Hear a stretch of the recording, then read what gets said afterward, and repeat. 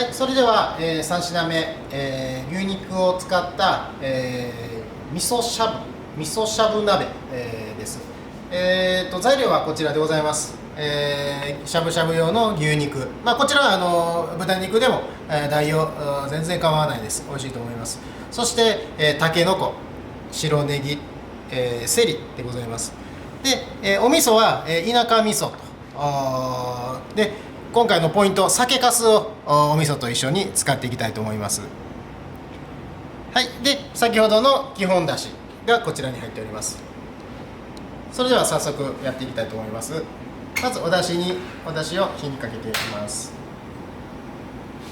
でですね、今回、たけのこ、これはもう水煮です。味はついてません。で今からここに薄切りにしまして、お鍋の中に入れて、でその時にたけのこに味をつけてしまおうということでございます。はい、たけのこを切っていきます。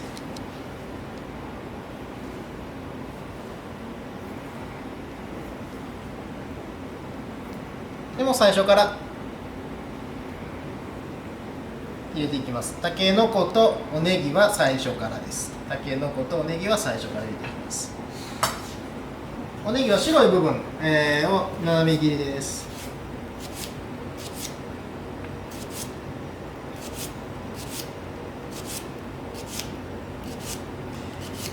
このお鍋はおネギとか、セリ、なんかですね、少しこう癖のあるお野菜、例えばクレソンなんかでも美味しいと思いますし、たっぷりお野菜があった方が美味しく仕上がるコツです。で一煮立ちするまで、一旦、待ちます。はい、では沸いてきましたので、少しここでアクを取ってでですね、で、お味噌と酒粕を溶いていきたいと思います。まず田舎味噌です。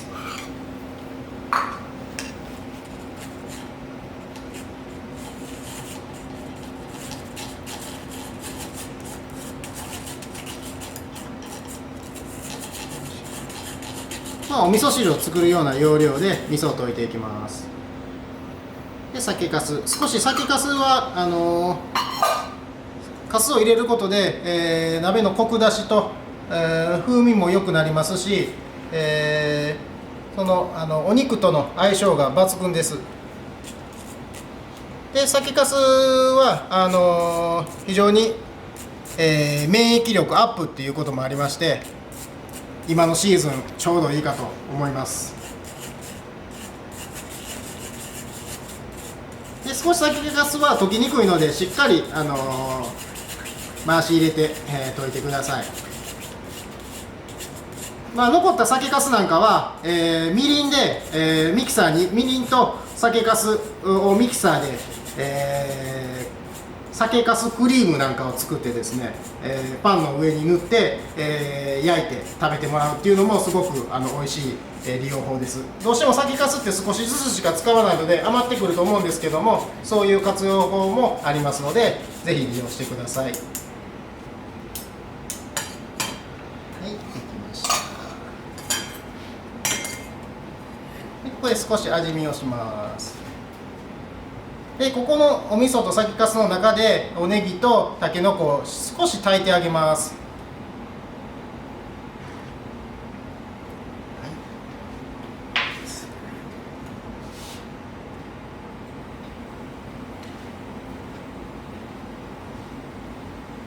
もしお時間があるんでしたら、この状態でしばらく、30分ほど火を弱火でつけっぱなしでコトコト炊いてあげると、おネギも柔らかく、たけのこにも味が含んで、美味しいと思います。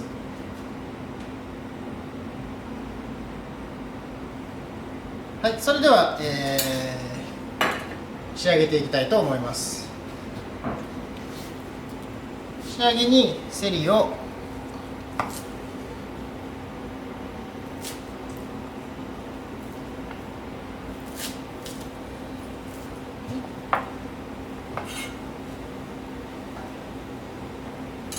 入れまして、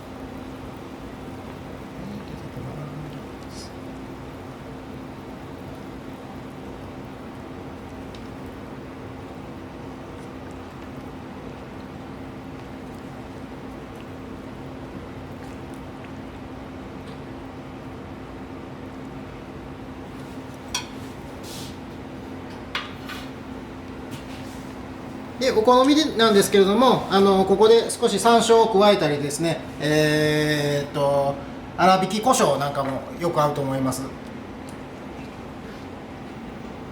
はい、それでは盛り付けていきます。